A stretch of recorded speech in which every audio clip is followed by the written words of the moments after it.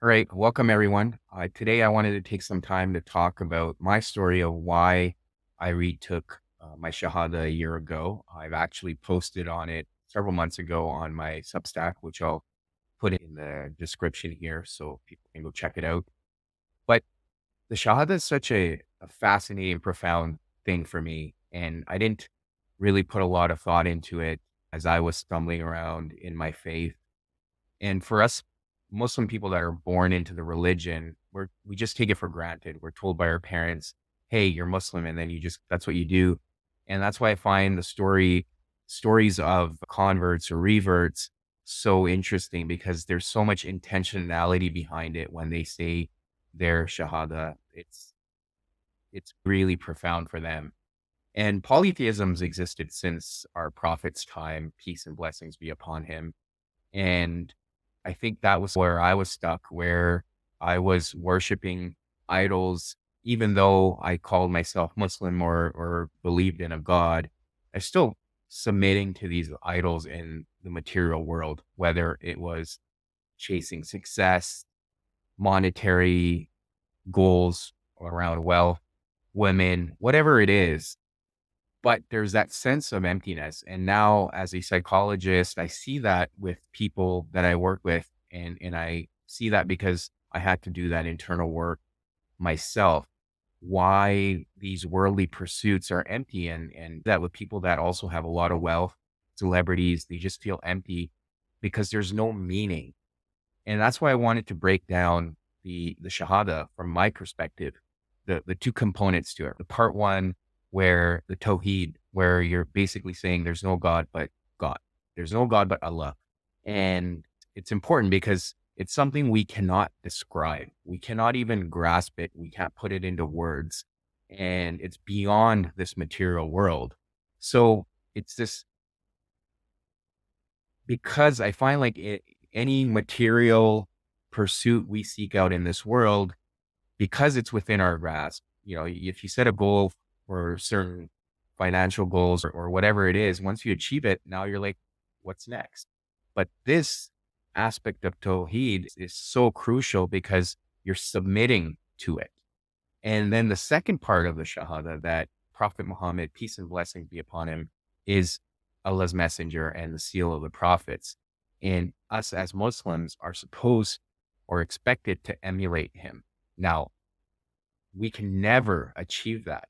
So it's this constant pursuit. Every day you wake up, you're trying to aim to do the sunnah of the prophet, peace and blessing be upon him.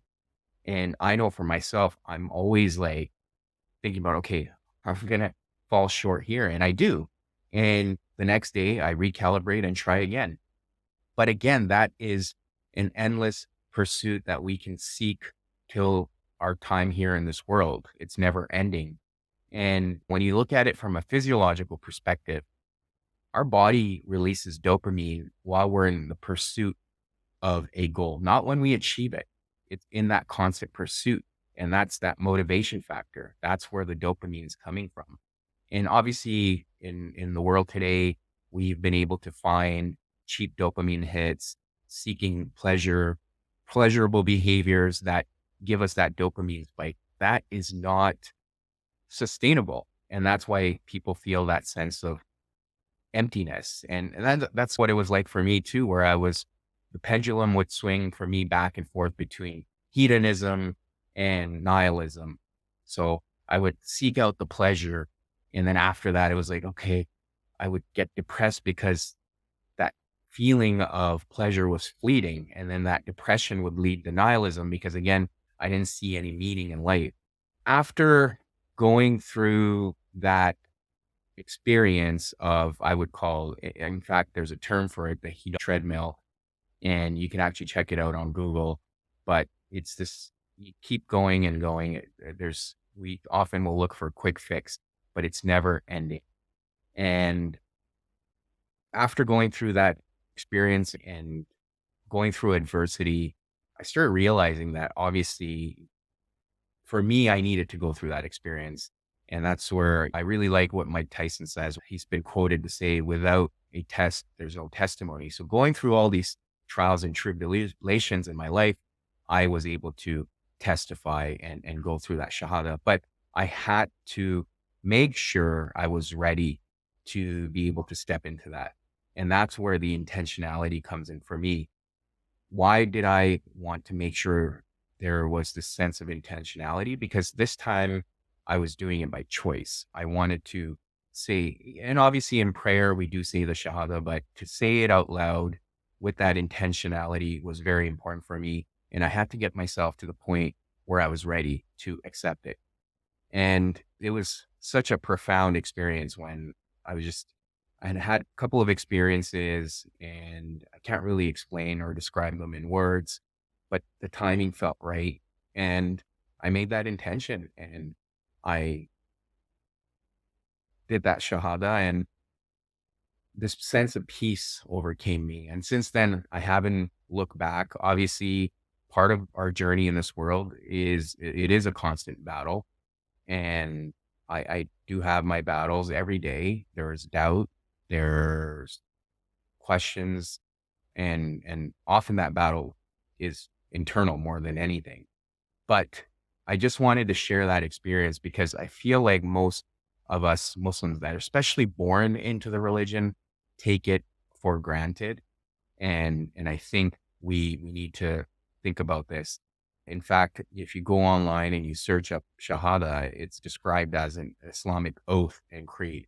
What I want to leave everyone with is how are you reflecting on your life? And when you think about the Shahada and being a Muslim, how seriously do you take it? And this isn't meant from a place of judgment or a criticism. I think we all need to support each other. That's part of the problem that I see in the world where we're not supported. We're quick to judge, but we're in this together. We're one ummah. So how can we support each other and really reflect on these things and ask ourselves, okay, when I say the Shahada, what does it mean? What am I doing? And yeah. And like I said, I will put my Substack link there. Please check it out. I've written other articles based on my reflections and thoughts around our faith and things that are things that we're encountering in the world today, even with the postmodernist issues around free will, determinism, and some of the conflicts we're seeing in the world today. Please check it out. Subscribe to my Substack or subscribe to my YouTube channel. And I will continue to share videos around these ideas and reflections I'm having. Thank you.